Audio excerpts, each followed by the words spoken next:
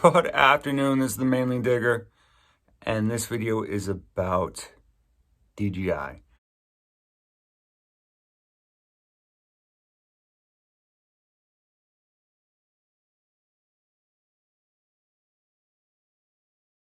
That is DJI, it's about my Phantom 3 Advanced.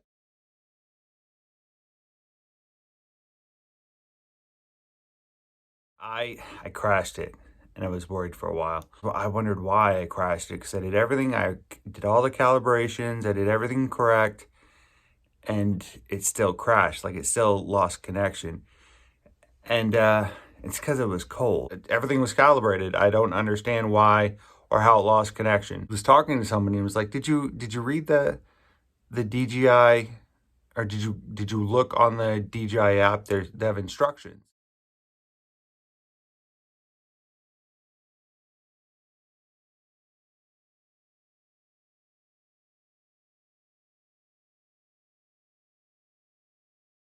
I've been on that app a couple of times. I really didn't pay attention. Or I paid attention, but only to what I needed to pay attention to. So I looked on the app, and turns out the battery, if the battery is cold, you lose connection. So I'm in Maine and it's cold. And what I had done is, because I'd gotten up early, I got ready early. So all the drone equipment in my car or in my truck overnight, where it got cold. So what had happened when I did all the checks, the battery was still cold.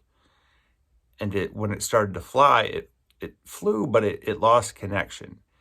And it went into a tree, which isn't a good thing. So it was an easy fix. I lost some screws.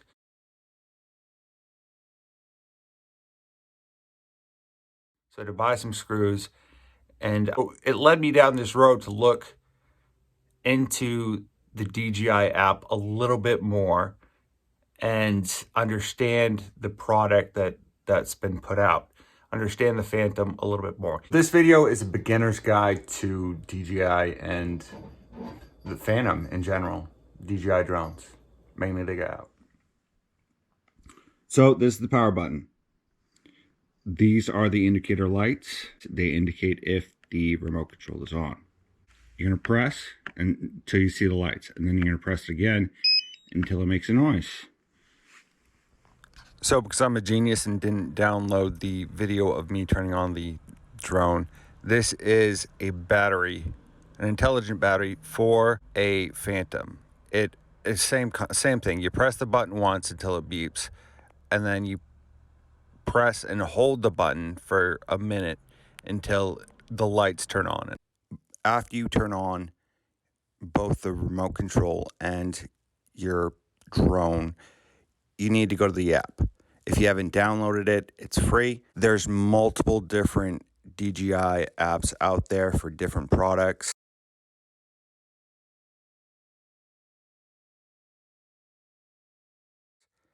And or editing.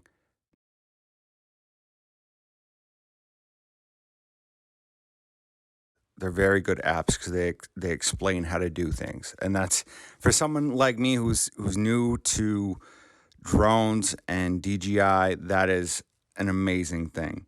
After you press the app, it'll take you to this screen. This is my drone, obviously the Phantom 3 Advanced, but there's different options.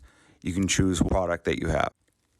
The blue button is the camera, so you press on the camera. So after you press on, it'll bring you to the camera screen, and you'll have a couple of different options. This is what you use to fly on either your phone or whatever computer you're using. On the left side, you have a couple of options. One of the options is to fly or to take off. One of the options is to land. That you designate it as home, your home point. Once you take off, the takeoff button turns into the landing button. On the lower left, you have the map of the area or the satellite image of the area that you're in. On the right side, middle right side, is your video and your camera options. On the top, very top, kind of important, there's 3 dots.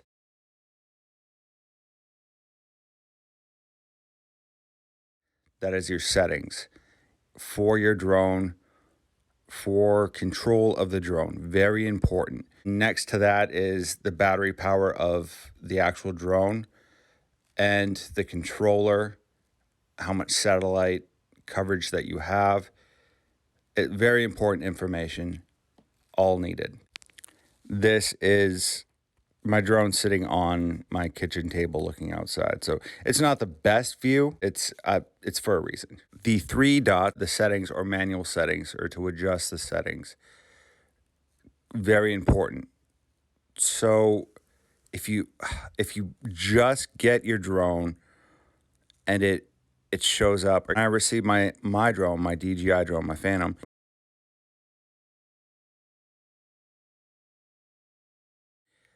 the IMU setting warning showed up. I had no idea. I had to look into it. So this is how you fix the warning or change the calibration. There's sensors. How the drone flies is very sensitive. You need to calibrate the sensors. This is how you do that. You go to the main controller settings and then go to advanced settings. Remember, the IMU warning or IMU sensors are sensors. The next step after going to advanced settings is to go to sensors. And you can see that there's check IMU and IMU calibration. I've already checked my IMU because I've played that game before and it's not fun.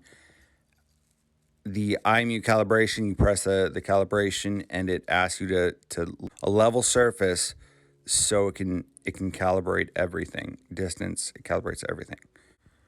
The next calibration that I suggest doing is the remote control calibration. I set my remote control.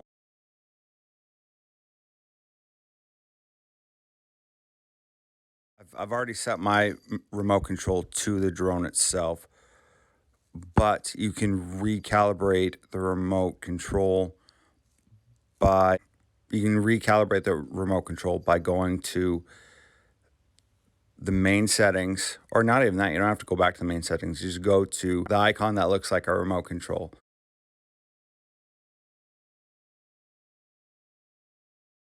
So, which is in blue.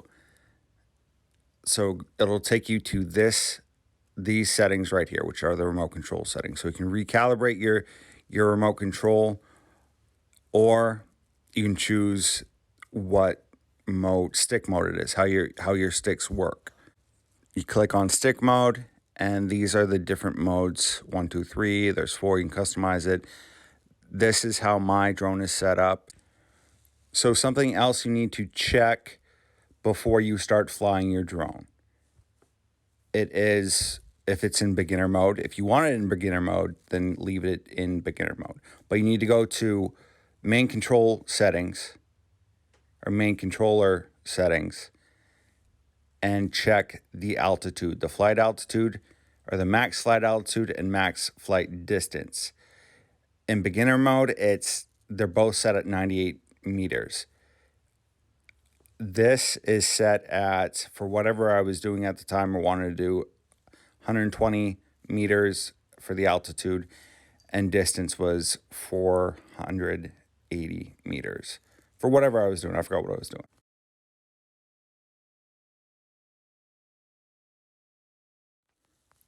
To play around with the camera settings, you have to go back to the camera, which is fair. You just exit out of the 3 dots or the settings, and it'll take you right back there.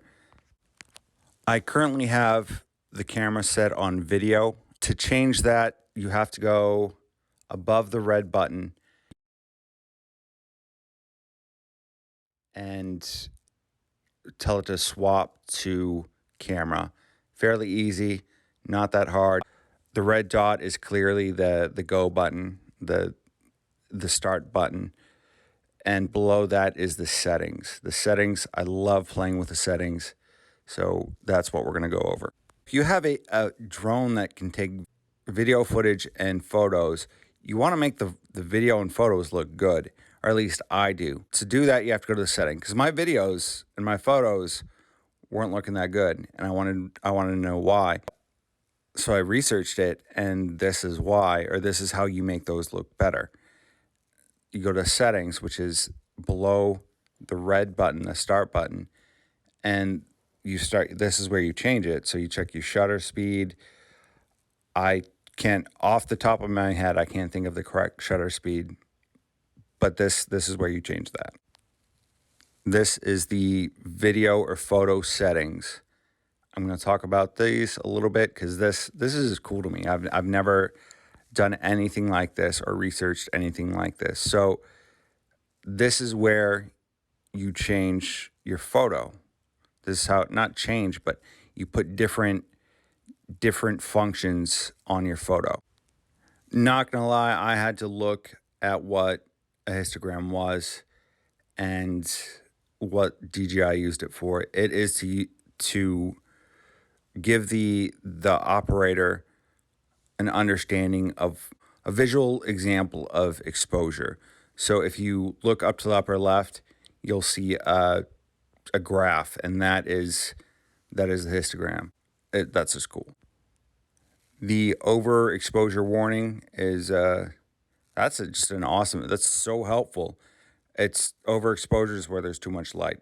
So the window where the light's coming in, there's a lot of exposure. So it shows you where there's an overexposure. Pretty self-explanatory, but to me that's cool, because I get excited. I want to take a picture. I don't really think about that stuff. Especially nowadays where everything's is computerized. So that is very helpful. Grid lines is self-explanatory, so I'm not going to really show you that. Grid and diagonals is kind of cool because it shows you. So if I was going to take a picture of my truck, that would be the main focus. And it's just another helpful function. So you've done all the calibrations. You've gone through and fixed all the warnings. Another fairly quick way to see if you have any warnings is to just press the takeoff button. So the takeoff button is the up arrow on the left side. This is pretty clear. Like I said, DJI's directions are clear. You just got to know, you just got to read them. That's all. That's it. You just got to slide to takeoff, and it'll take off and hover at 4 feet. And then you take over with a remote control. Or you can use your phone too, but I prefer the remote control. If you have any warnings or anything that needs to be recalibrated or calibrated, you'll find out quickly, because it's not going to work. The drone's not going to fly. It's not going to go to 4 feet and hover. It's going to start the propellers and then just stop. The common warning I received: your aircraft has entered a warning zone, unpaved airports, please fly with caution. It's not going to stop me from flying, but I understand that there's an airport nearby, so I need to know where that airport is. And you can see it on the map, the satellite map on the app itself, or just look for the airport on a map. That's the operator's responsibility, is to know where an airport is or any dangers that could happen. Another awesome feature, or another question that I had, is how do I get the video? And for the longest time, I couldn't figure it out. Not the longest time, it took me a minute, longer than it should have. And it's on the screen, on the camera screen, the lower right corner, there's a play button. Click on the play button. It will take you to the videos and photos archive where you can pick what photo or video you want to download. Once you clicked on the video or photo, in the lower right-hand corner, there's a download button. You press that to download. So before I end this video, I will show you another feature of the DJI app that is just awesome. I obviously mainly live in Maine. It's cold. I can't get out. I still like to fly. The feature is the flight simulator. So to go to the flight simulator, you go up to the upper right and you click on the 3 lines. It'll give you a couple of options, but you press on Academy. Academy will bring you to the flight simulator. Once you're at the flight simulator, at this point, this screen, you press enter. So it takes you to a flight simulator. So like in a cold location, or in a location where you cannot fly, or in a location where you cannot fly your drone, or at a time where you cannot fly your drone, you can still practice, which is awesome. So as long as both your phone or whatever you're using as a screen, your remote control, and your drone or device that you're using has enough charged batteries, you could still fly. Like you can still fly a drone. It's simulated, but it's like a video game, which is awesome. You can get more experience without actually going outside or having to go in a location or a climate that would be detrimental to your drone or yourself. Very cool idea. It's just cool. That's just cool.